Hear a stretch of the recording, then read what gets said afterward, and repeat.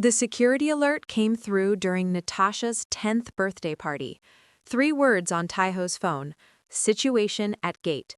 He stepped into the hallway where his head of security stood holding a tablet, his expression grim. "Sir, there's a man claiming to be family, says he's Natasha's biological father." The world stopped. On the screen, a man in his mid-30s stood at the estate gates, African, confident smile, holding a folder of documents like they were winning lottery tickets. "He has photos, sir, old papers with Miss Johnson's name. He's prepared."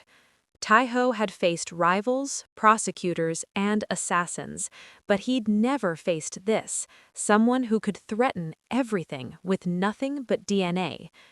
"Where's Rachelle?" "Kitchen, sir." "Bring her. Don't let Natasha see." When Rachelle entered his office moments later, Taiho pulled up the security feed without a word. She looked at the screen. Her face went white. "No," she whispered. "Marcus." "Who is he?" Rachelle's hands trembled. "The man who abandoned me 11 years ago. The man who took my savings and disappeared." She looked at Taiho with desperate eyes. "He's Natasha's biological father." Down the hall, children's laughter echoed. Natasha blew out her birthday candles, surrounded by friends, completely unaware. She had no idea the stranger at the gate was about to make her question everything she knew about family, including who her real father was. Marcus Obi had exactly $47 in his bank account when he saw the photo that would change everything. He was sitting in a Johannesburg cafe, nursing a coffee he'd stretched to 2 hours, scrolling mindlessly through social media to avoid thinking about the men looking for him, the loan sharks, the ones who'd given him 3 weeks to produce 50,000 rand he didn't have. Then the algorithm served him a trending post. Korean business mogul's unexpected family moment goes viral.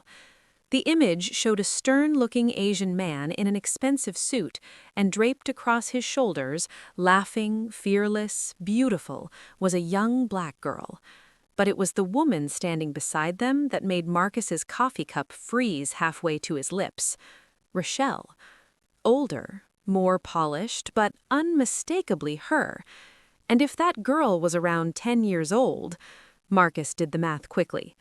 11 years since he'd left Cameroon, left Rachelle, left the pregnancy he'd convinced himself probably wasn't even real. Apparently, it had been very real. He zoomed in on the photo, reading the caption, "Tae-ho Kang, billionaire, Seoul." The words blurred together as Marcus's mind started racing through possibilities. This wasn't guilt making his heart pound. It wasn't remorse or paternal longing. It was pure electric opportunity. A man that rich, with that kind of reputation, because Marcus recognized the type, had dealt with them in his failed business ventures, would pay anything to protect his image. And what could damage that image more than a biological father showing up, demanding his rights? Marcus opened a new browser tab and started researching. Within an hour, he knew everything he needed. Tae-ho Kang's business empire, his transition from underground operations to legitimate enterprises, his obsessive privacy about his personal life. And now, Marcus had leverage. DNA, legal standing, a daughter Tae-ho had no biological claim to. He thought about Rachelle's face in that photo. She looked happy, protected, probably didn't think about him at all anymore. Probably told the kids some story about her father being dead or gone or irrelevant. Marcus felt a flash of something. Maybe irritation that she'd moved on so completely. Maybe jealousy that another man was raising his child in luxury while he dodged creditors in cafes. But mostly, he felt calculation. He pulled up flight prices to Seoul. Expensive, but he could scrape it together. Sell his laptop, his watch, the few things he had left. It would leave him completely broke when he arrived, but that didn't matter. Because in a few weeks, he'd either have enough money to disappear permanently, or he'd have legal custody of a child whose stepfather was desperate enough to pay millions to make a problem go away. Either way, Marcus Obi was getting his payday. He'd abandoned Rachelle when she needed him most, taken her savings, and never looked back. He'd built that habit of running from responsibility so thoroughly that fatherhood had seemed like a trap rather than a gift. But now that same daughter could be his salvation. Marcus booked the flight with a credit card that was already maxed out. As the confirmation loaded, he looked at the photo one more time. The girl was smiling at Tae-ho like he'd hung the moon. Marcus smiled too. That was about to change. The house was finally quiet. Natasha had gone to bed hours ago, exhausted from her birthday celebration. The caterers had cleaned up, the guards had resumed their normal rotations, and the decorations still hung cheerfully in the dining room, like nothing had shattered. But everything had shattered. Rachelle sat on the edge of the bed she shared with Tae-ho, hands trembling in her lap. He stood by the window, giving her space, waiting.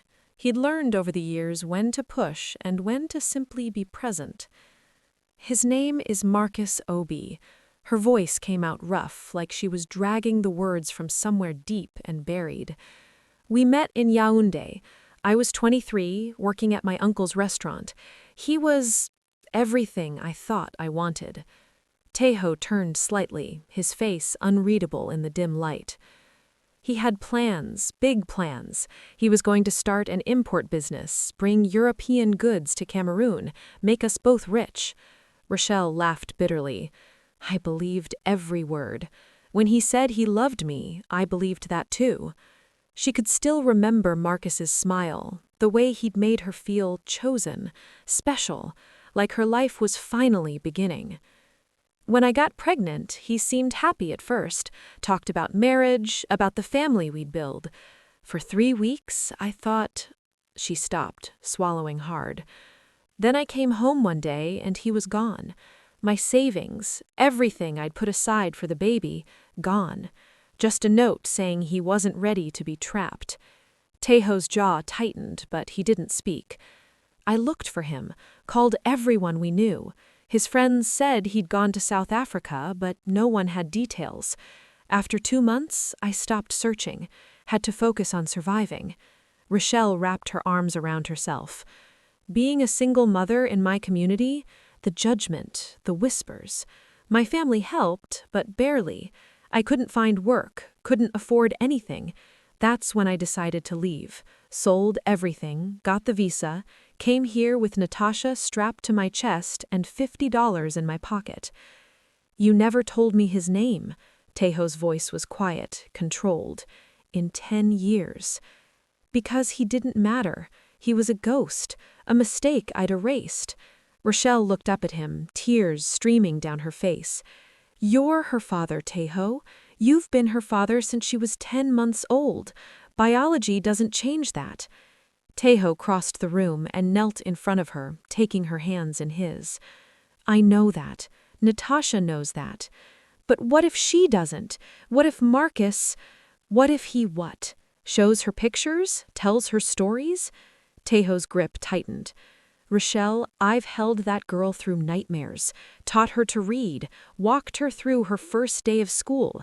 I know every fear she has, every dream, every favorite thing. What does he know? He's her biological father. And I'm the one who stayed. Tae-ho's voice was steel wrapped in certainty. That counts for more. Rachelle wanted to believe him, but she'd seen the look on Marcus's face in those security photos. Not love, not remorse. Calculation. He's not here for her, she whispered. He's here for money, for leverage. I know. Tae-ho stood, pulling her up with him, which means this isn't about fatherhood. It's about negotiation.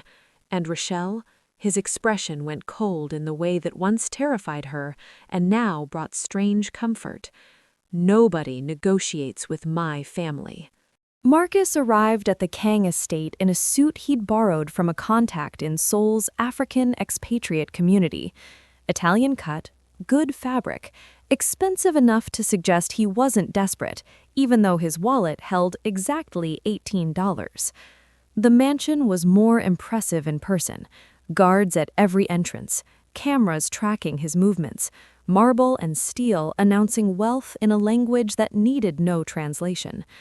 Marcus felt a flutter of nerves but pushed it down. He'd talked his way into boardrooms before. This was just another pitch. A stone-faced security officer led him through hallways that seemed designed to intimidate, finally stopping at a heavy wooden door. "Mr. Kang will see you now." The office was understated but powerful. Floor-to-ceiling windows overlooking Seoul, minimal decoration, and behind a massive desk sat Kang. Marcus had researched the man extensively, knew about the underground origins, the violence, the transition to legitimate business. But seeing him in person was different. Tae-ho didn't look threatening. He looked patient, controlled, like a predator comfortable enough to watch its prey approach. "Mr. Obi," Tae-ho gestured to a chair. "Sit." Not an invitation, a command. Marcus sat anyway, forcing his most disarming smile. "Thank you for seeing me. I know this situation is unexpected." Tae-ho said nothing, just watched with those dark, unreadable eyes. "I want to be direct," Marcus continued, settling into the rhythm he'd rehearsed. "I made mistakes 11 years ago, left when I should have stayed, but I'm here now, wanting to do right by my daughter." He paused for effect. "However, I also understand the reality of the situation. You've raised Natasha. She knows you as her father. I don't want to disrupt that." Still nothing from Tae-ho. The silence stretched uncomfortably. "So, I'm proposing a clean solution. $2 million. In exchange, I sign away all parental rights, permanently, legally. You never hear from me again, and Natasha never has to deal with the confusion of having two fathers." Marcus leaned forward, confident now. "Everyone wins. You keep your family intact, I get to move on with my life, and most importantly, that little girl doesn't get caught in the middle." Tae-ho's expression hadn't changed once during the entire speech. Finally, he spoke. "Have you asked Natasha what she wants?" The question caught Marcus off guard. "I'm sorry?" "My daughter. Have you asked her opinion on any of this?" "She's 10. I managed to laugh. "She's a child. She doesn't get to make these kinds of decisions." Something shifted in Tae-ho's face. Not anger, something colder. He stood slowly, walked to the door, and opened it. "This meeting is over." "Wait, you haven't even—" "My lawyers will be in touch." Tae-ho's voice was quiet, but it carried absolute finality. "And, Marcus, you approach my daughter directly, without supervision, and you won't like what happens next." I felt genuine fear for the first time since arriving. "Is that a threat?" "It's a promise." Tae-ho's eyes were empty of everything except certainty. "You had 11 years to be a father. You chose money over that child before she was even born. Now you want to sell her again for $2 million? I'm offering you a solution. You're offering me nothing I need, because Natasha isn't a problem to solve. She's my daughter." Tae-ho stepped closer, and Marcus unconsciously retreated. "You don't understand what you're dealing with. This isn't a negotiation. This isn't business. This is family." Marcus left the office with his borrowed suit damp with sweat and his confidence shattered. He'd miscalculated badly. This wasn't going to be easy money. Natasha had always been good at being quiet when she needed to be. It was a skill she'd inherited from her mother, the ability to move through spaces without drawing attention, to listen when adults thought she couldn't hear. Usually, she used it to sneak extra cookies or eavesdrop on boring business talk. Tonight, it taught her something she'd never wanted to know. She'd gotten up for water, padding down the hallway in her birthday pajamas, when she heard the guards outside her door talking in low voices. The biological father situation is getting messy. Boss won't let it go to court. Too much scrutiny. What's the kid going to think when she finds out Kang isn't really her?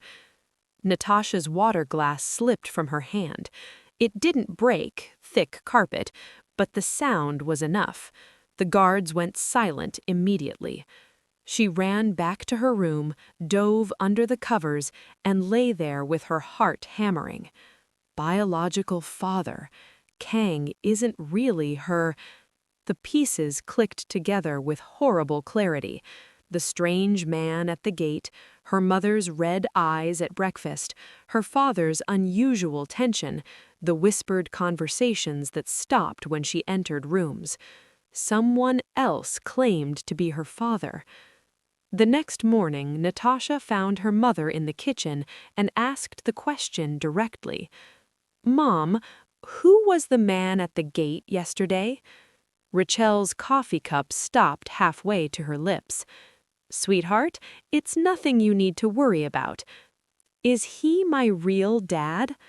The cup hit the counter harder than intended. Rachelle looked at her daughter, this brave, brilliant 10-year-old who'd just asked the question she'd been dreading and knew she couldn't lie. "Come sit with me." They sat at the breakfast table, morning light streaming through windows, and Rachelle told her daughter the truth. Not all of it, Natasha was still 10, but enough. A man named Marcus, someone she'd loved once, someone who'd left before Natasha was born, someone who's back now, making claims, causing trouble. "But Dad, Taeho, does he know? Does he know he's not my real dad?" Rachelle took her daughter's hands. "Baby, listen to me. Your father has always known, from the very beginning, and it has never mattered to him. Not once, not ever." "Then why is this Marcus person here?" "Because some people only show up when there's something in it for them."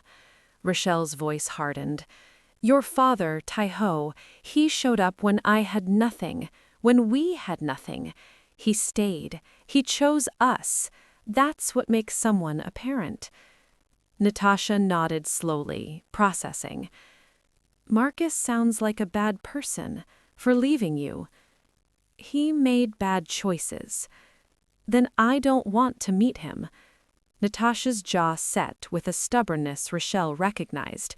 She'd seen it in Taeho 1,000 times. "Dad is my dad. That's it." Rachelle pulled her daughter close, relief flooding through her. "That's exactly it." But that night, Rachelle found Natasha sitting cross-legged on her bed, staring at a photo from her birthday party. Her and Taeho, his hand on her shoulder, both of them laughing. "Mama?" Natasha's voice was small.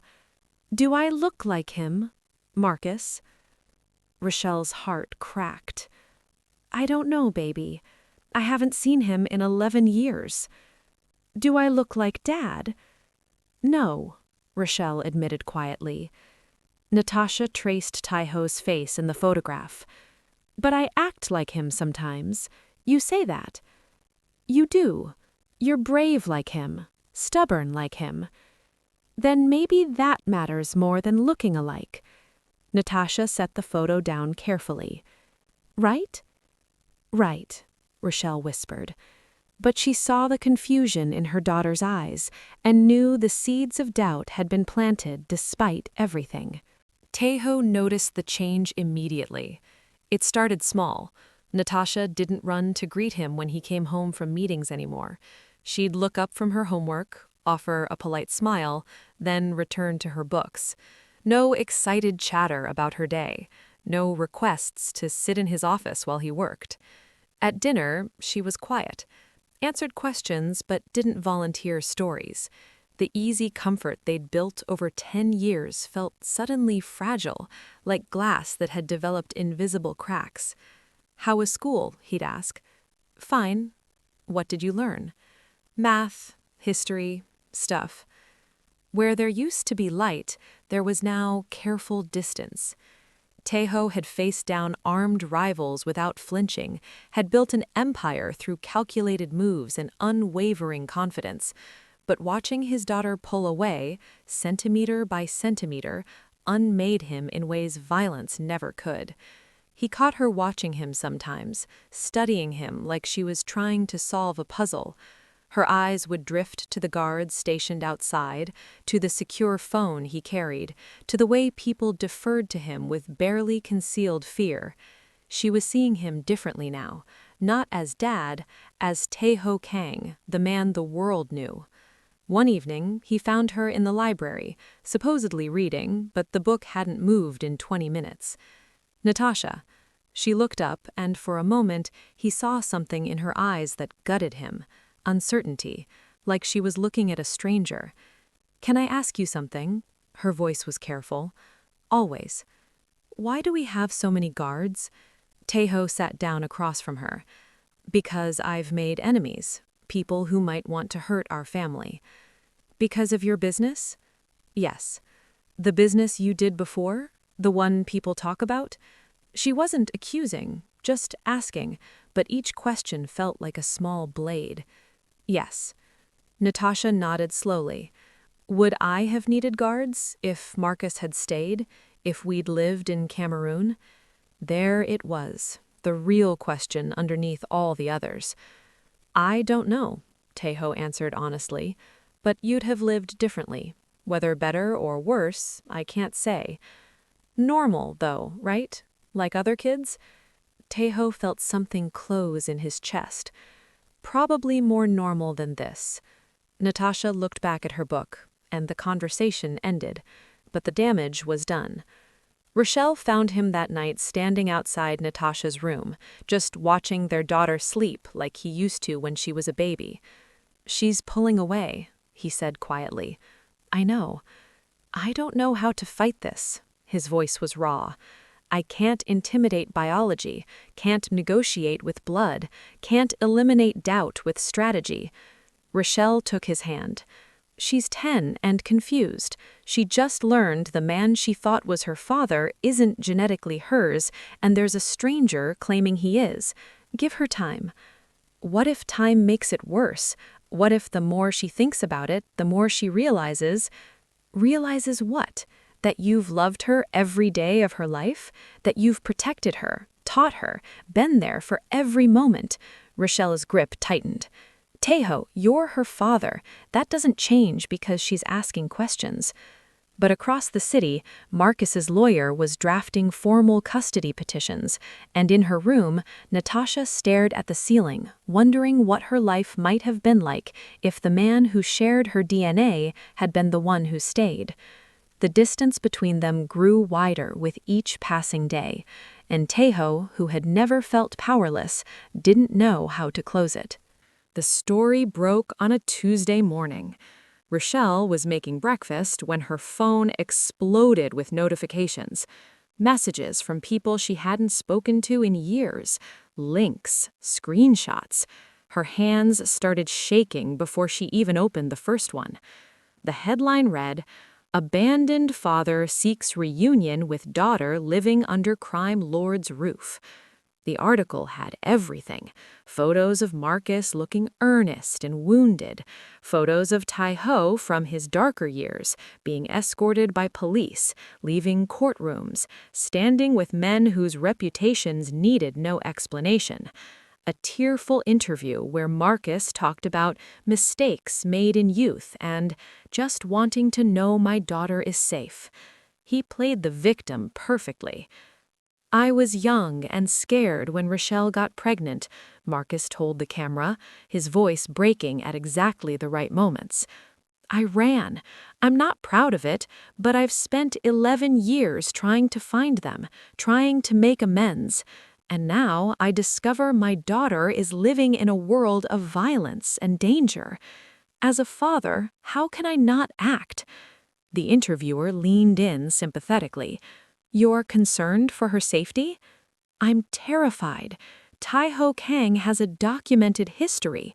I just want to give my daughter the normal, safe childhood every child deserves." By noon, the story had gone viral. Korean news outlets picked it up. International media followed. Social media exploded with hot takes, some supporting Marcus's right to know his child, others questioning why he'd waited 11 years to care. Child Services received anonymous tips, tips that sounded rehearsed, strategic, tips about a child living in an unsuitable environment for minors with a man whose past raises serious concerns. Tai-ho's lawyers called emergency meetings. Your past makes you vulnerable, they warned. In custody battles, the court prioritizes the child's safety. Biology matters, and his abandonment happened over a decade ago. He can claim he's changed. You can't claim your history doesn't exist. That afternoon, Marcus appeared on Korea's most popular talk show. He cried on camera, actually cried, dabbing at his eyes while describing the daughter he'd never met, the years of regret, the desperation to be a father. The host ate it up. The audience looked moved. "Do you have a message for Natasha?" the actor asked gently. Marcus looked directly into the camera. "Baby girl, if you're watching, Daddy's here now, and Daddy's going to make sure you're safe." Natasha saw the clip before anyone could stop her. A classmate had shown her during lunch, whispering, asking if it was true, if that was really her real dad. She came home pale and quiet, went straight to her room without speaking. Rachelle found her sitting on her bed, replaying the interview on her tablet. Marcus's tearful face frozen on the screen, his words echoing, "Daddy's here now." "Sweetheart, he looks sad. He looks like he really misses me." "Baby, that's not—" "I've never seen Dad cry. Not once." Natasha looked up, her eyes wet. "Does that mean Marcus cares more?" Rachelle felt her heart shatter. Because how do you explain manipulation to a 10-year-old? How do you tell your daughter that some people are experts at performing emotion they don't actually feel? That tears can be tactical and words can be weapons? Downstairs, Tai-ho watched the same interview with an expression carved from stone. Marcus had declared war, and he'd done it where Tai-ho couldn't fight back, in the court of public opinion, using Natasha's confusion as ammunition. "I want to meet him." Natasha spoke the words at breakfast 3 days after the interview aired, her voice quiet but firm. Taeho's fork stopped halfway to his mouth. Rachelle went completely still. "Absolutely not," Taeho said. "Why not?" Natasha looked at him directly, and there was something new in her eyes, determination mixed with hurt. "If he's my father, don't I have the right to know him?" "He's a stranger who abandoned you." "So everyone keeps saying, but I want to decide that for myself." Her chin lifted in that stubborn way that was pure Taeho, even if biology said otherwise. "You can't protect me from this. It's already happening." Later, after Natasha had gone to school, Rachelle found Taeho in his office, staring at nothing. "We have to let her," she said quietly. "No." "Taeho, she needs to see who he really is. Right now, he's this idea in her head, this man who cries on TV and says he loves her. If we keep her from him, we make him more powerful." Rachelle sat across from him. "But if she meets him, she'll see the performance up close. She's smart. She'll recognize it." "And if she doesn't? If she sees what she wants to see?" "Then at least she made the choice herself." Rachelle's voice was steady, despite the fear in her eyes. "We can't force her to choose you. She has to want to." The meeting was arranged at a neutral cafe, supervised and public, security posted nearby but out of sight. Marcus arrived early, bringing gifts: a stuffed lion, a bracelet with Cameroonian beads, a photo album of relatives Natasha had never met. He stood when she approached, his smile warm and careful. "Natasha, oh my God, you're so beautiful." Natasha studied him with the same intense observation she'd inherited from watching Taeho negotiate for years. "Hi." They sat. Marcus ordered her hot chocolate without asking what she wanted, then launched into stories. About Cameroon. About her grandparents, his parents, who would love to meet her someday. About the culture she came from, the language, the food. "I know I wasn't there," Marcus said, his voice heavy with practiced regret. "I made terrible choices, but I want you to know I thought about you every day, wondered what you looked like, if you were happy, if you were safe." "Where were you?" Natasha asked, simple, direct. "South Africa mostly, trying to build something, make money so I could come back and be the father you deserved." He reached across the table, stopping just short of touching her hand. "I know this is confusing, having two fathers, but you don't have to choose right away. We can take time, get to know each other." Across the cafe, Taeho sat with his coffee untouched, watching his daughter smile at another man, watching Marcus lean in, charming and warm, saying all the things a confused 10-year-old needed to hear. He'd fought gang wars, survived assassination attempts, built an empire from nothing. But watching Natasha laugh at something Marcus said, actually laugh, was the most helpless he'd ever felt. "Would you like to meet again?" Marcus asked as the hour ended. "Maybe go to a museum, or I could teach you some Bamileke phrases." Natasha glanced toward where Taeho sat, then back at Marcus. "I'll think about it." Marcus smiled like he'd already won. "That's all I ask." Outside, Natasha was quiet as Taeho's car pulled up. She climbed in without speaking, clutching the stuffed lion Marcus had given her. "Well?" Rachelle asked gently from the front seat. Natasha looked down at the gift in her lap. "He seems nice." Two words that felt like a knife in Taeho's chest. Nice.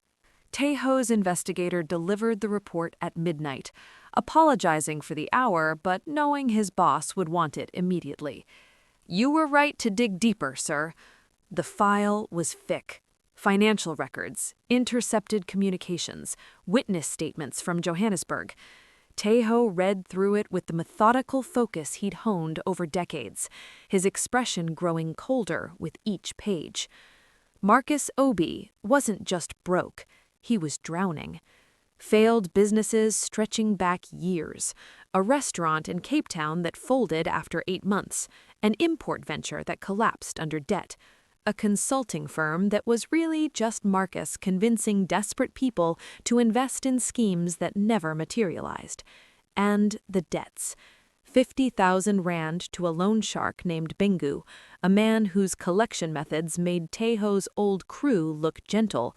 Another 30,000 to various creditors, eviction notices, arrest warrants for fraud that Marcus had fled before they could be served. But the most damning evidence was the communications. Text messages to a lawyer in Seoul sent 2 days after Marcus had seen Rachelle's photo. Found major leverage, target worth 500M plus, biological father angle, need custody filing ASAP. An email to a contact, 1 big score and I'm gone. New identity, new country. This Kang guy will pay anything to make me disappear. A voice memo Marcus had recorded to himself, probably drunk, probably careless. "The kid doesn't matter. Never even met her. But she's worth millions to me now. Just gotta play the concerned father long enough to get settlement. Then I'm ghost. Again." Taeho closed the file and looked at his investigator. "This is verified?" "Every piece. We have the original communications. Voice analysis confirms the memo is his. The debts are documented through official channels." The investigator hesitated. "Sir, he never intended to be a father. This was always extortion." After the man left, Taeho sat alone with the evidence of Marcus's true nature. Part of him felt vindicated. He'd known from the first moment what Marcus really was. But another part felt only devastation. because this information would destroy whatever fantasy Natasha was building, would shatter the idea that maybe, somewhere, she had another father who actually cared. Rachelle found him at dawn, still at his desk, the file open in front of him. "You didn't sleep. Read this." He pushed it toward her. Rachelle went through it slowly, her expression shifting from confusion to anger to something that looked like grief. When she finished, she was shaking. He called her leverage, his own daughter. "She's not his daughter. She's a financial instrument." Taeho's voice was flat. "He never wanted to know her. He wants to use her. We have to tell Natasha." "Do we?" Taeho looked up at her. "She's 10. She's building some image in her head of a father who made mistakes but cares now. This will destroy that. Do we have the right? Do we have the right to let her believe a lie?" Rachelle's hands gripped the desk. "She's already pulling away from you because she thinks Marcus is genuine. If we don't show her the truth, she'll hate us for taking away her fantasy. Or she'll hate us later for letting her believe it." They sat in silence as morning light filled the office. Outside, somewhere in the mansion, Natasha was probably just waking up, maybe looking at that stuffed lion Marcus had given her, maybe thinking about the grandmother she'd never met. "The custody hearing is in 2 weeks, Taeho said finally. "His lawyers will paint me as dangerous and him as reformed. They'll say people change, that past mistakes don't define present intentions. But we have proof his intentions haven't changed. He's still running the same con, just with higher stakes." Taeho picked up the voice memo transcript, staring at Marcus's words. "The kid doesn't matter." "We tell her," he decided. "But we don't ambush her with it. We prepare her first. Let her know that sometimes people perform emotions they don't feel." "She's 10. Will she understand?" "She understood at 10 months old that I was safe when everyone else was afraid. She sees things clearly." Taeho's jaw tightened. "We just have to trust her that she'll see through him too." But in his gut, he knew the truth. Seeing clearly and accepting what you see are two different things. And sometimes, children would rather believe a beautiful lie than face an ugly truth. The courtroom was smaller than Natasha expected. Less dramatic. Just wood paneling in fluorescent lights and people in suits speaking in careful, legal language that made everything feel distant and unreal. Marcus's lawyers had spent an hour painting Taeho as a reformed but fundamentally dangerous man. They'd shown photos from his past, cited arrest records, mentioned associates who'd met violent ends. They painted Rachelle as someone who'd fled her country illegally and exposed her daughter to an unstable environment. Then they presented Marcus, the remorseful father, the man who'd made mistakes in his youth but had spent years trying to find his daughter, who just wanted to provide a normal, safe life. "He's offering stability," Marcus's lawyer argued, "a fresh start away from violence and criminal elements, a chance for this child to know her heritage, her family, her roots." Taeho's lawyers countered with evidence of abandonment, financial irresponsibility, Marcus's pattern of failed ventures. They presented the intercepted communications, the texts, the emails, the voice memo that laid bare his true intentions. "This man views Natasha as leverage, not as a daughter," Taeho's lawyer stated coldly. "He abandoned her once for money. Now he's returned for more." Marcus's team called it taken out of context, said desperate men say desperate things, that it proved nothing about his capacity for love now. Back and forth, evidence and counter-evidence, two versions of truth battling in careful legal language. Then the judge turned to Natasha. "Miss Kang, you're old enough to have a voice in these proceedings. I'd like to hear from you directly." The courtroom went silent. Natasha stood, her legs shaking but her voice steady when she spoke. "I've been thinking a lot about what makes someone a father," she began. "Everyone keeps talking about biology and DNA. Marcus keeps saying we share blood, that we're connected. She looked at Marcus, who gave her an encouraging smile. And that's true. He is my biological father. Taeho's world tilted. But I also thought about what a father actually does. Natasha turned to face the judge. A father shows up, not just once for photos and interviews, every single day. When you're sick at 3 in the morning, when you have nightmares, when you need help with homework or someone to practice your speech with, or just someone to sit with you when you're scared. Her voice grew stronger. Marcus wasn't there when I was born. He wasn't there when I took my first steps or said my first words. He wasn't there when Mom had nothing and we were hiding in a supply closet because we had nowhere else to go. But Dad was. She looked at Taeho now, and her eyes were clear.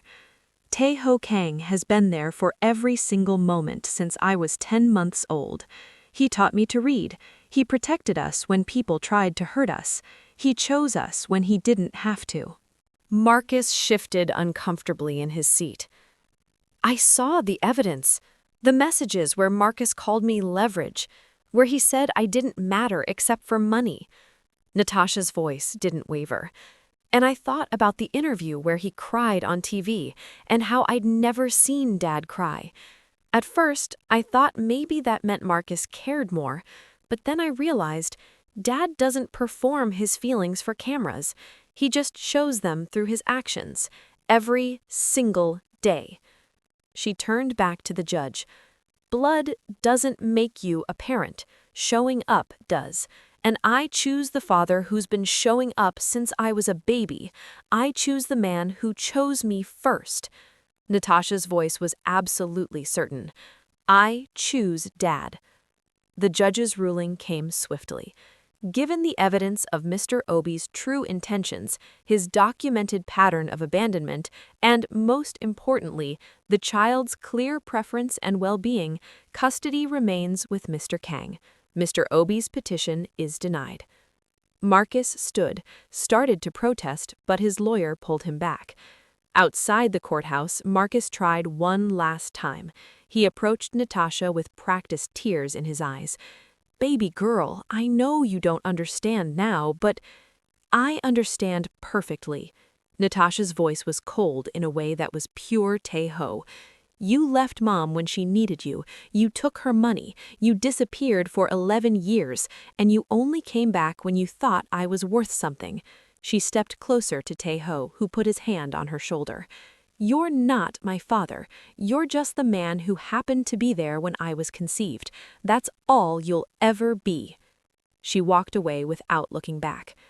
That night, Natasha found Taeho in his office. Dad? He looked up, and she saw something in his eyes she'd never seen before. Wetness. Not quite tears, but close. Can we make it official? The adoption? Can we do it legally so there's never any question again? Taeho couldn't speak, just nodded. Natasha crossed the room and hugged him the way she used to when she was small, fiercely, completely, like she was the one protecting him. I'm sorry I doubted. You had every right to question. Taeho's voice was rough. But you chose clearly. That took courage. I learned from the best. And finally, the Steel King cried. Just a little. Just enough.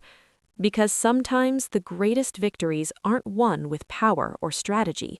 They're won by a 10-year-old girl who understands that family isn't about biology. It's about who stays. 6 months later, the papers were finally official. Natasha Marie Johnson became Natasha Marie Kang on a Tuesday morning in a government office that smelled like coffee and old carpet. No drama, no fanfare. Just a judge's signature, a stamp, and 3 people whose lives had been legally bound to match what their hearts had known for years. Rachelle cried through the entire 5-minute ceremony. Happy tears this time, relief tears, the kind that come when something precarious finally becomes permanent. Taeho signed his name with hands that had held weapons and signed death warrants, now signing adoption papers that meant more than any deal he'd ever made. When the clerk handed him the certificate, official, stamped, irreversible, he stared at it like he was memorizing every letter. Natasha just smiled, that fearless, knowing smile she'd had since she was 10 months old. The celebration that evening was small, just family. The guards had learned long ago that family in the Kang household wasn't about blood. It was about who showed up, who stayed, who chose to be there. Mrs. Chen, who'd given Rachelle her first job and looked the other way when she'd hidden a baby in supply closets, brought a cake. The head of security, who'd watched Natasha grow from a crawling infant to a fierce 10-year-old, gave her a photo album of every birthday she'd celebrated in the mansion. 10 years, Rachelle said softly, standing next to Taeho as they watched Natasha laugh with the household staff who'd become her extended family. 10 years since I was hiding in that supply closet, terrified you'd find us. I did find you, or rather, she found me. She knew before any of us did. Knew what? That you needed us as much as we needed you. Rachelle leaned against him. She saw past the Steel King to the man who'd forgotten he had a heart. Taeho watched Natasha, officially, legally, permanently his daughter, and thought about that day 10 years ago, about a fearless baby who'd crawled toward danger like it was safety, who'd decided with the clarity only children possess that he was worth trusting. She'd been right. He'd spent 15 years being untouchable, having nothing to lose, building an empire on the foundation of his own isolation. Then a 10-month-old girl had grabbed his ankle and everything had changed. She'd made him vulnerable, made him care, made him human again, and he'd become something stronger for it. "Dad!" Natasha called from across the room, holding up the certificate. "Can we frame this?" "We're framing 3 copies, 1 for every room." Natasha laughed, rolling her eyes in that way that was equal parts Rachelle's warmth and his own dry humor. "That's excessive." "I'm excessive. You knew this when you chose me." "I did choose you, didn't I?" She crossed the room and hugged him. "Best decision I ever made." Later, after the guests had left and Natasha was asleep, Taeho found himself in her doorway again. Old habit, watching her like he used to when she was small. Rachelle joined him, slipping her hand into his. "Marcus sent another message today, through his lawyer, asking if we'd reconsider some kind of visitation arrangement." "What did you say?"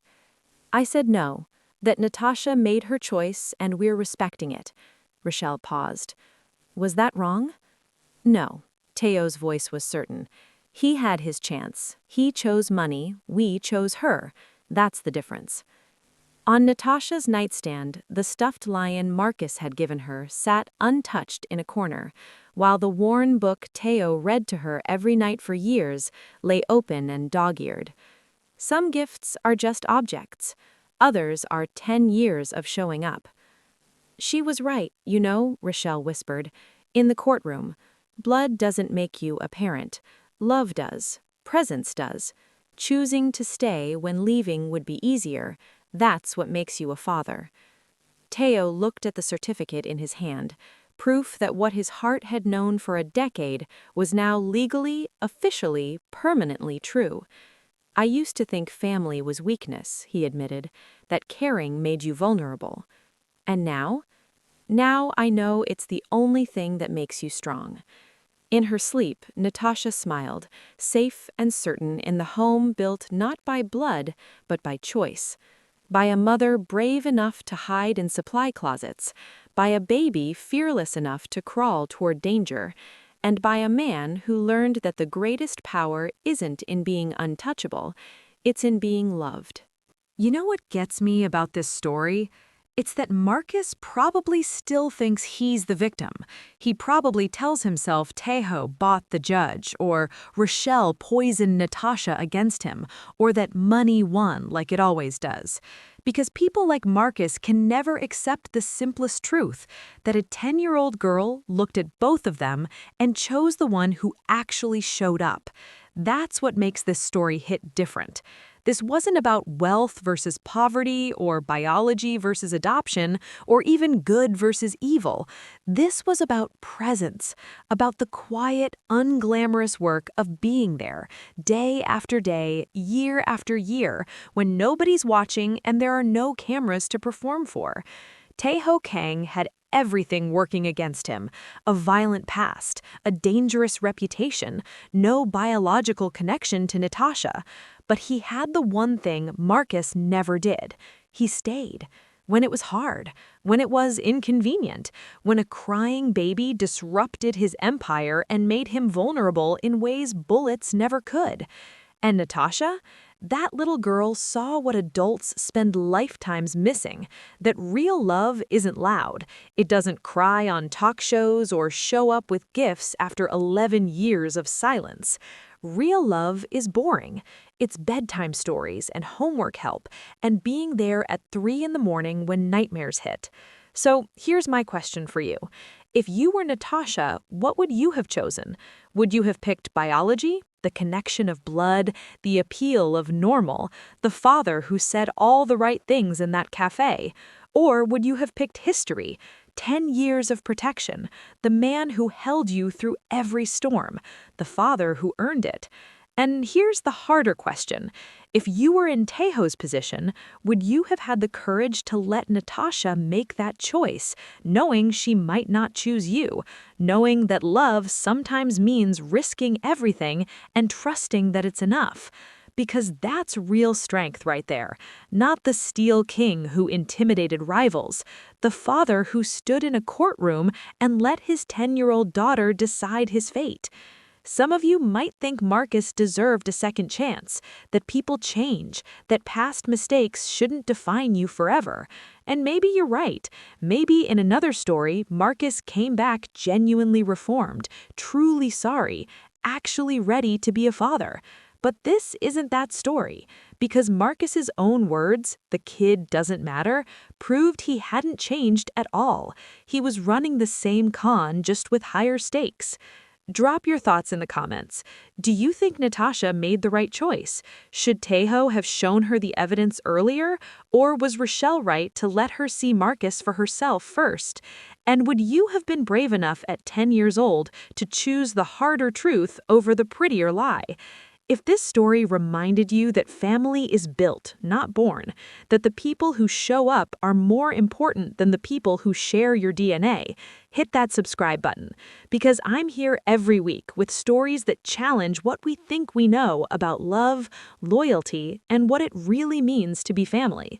Stories about imperfect people making impossible choices, about children who see clearly when adults are blinded by fear, and about how sometimes the most dangerous person in the room becomes the safest person in your life. Because the best stories aren't fairy tales. They're about real people choosing each other every single day, even when, especially when, it would be easier to walk away. Natasha crawled toward the Steel King when she was 10 months old because she saw something everyone else missed. 10 years later, she chose him again, not because she had to, because he'd proven every single day that she should. That's what family looks like. Until next time, choose the people who choose you. Silent Speaks Story, where every story leaves a mark.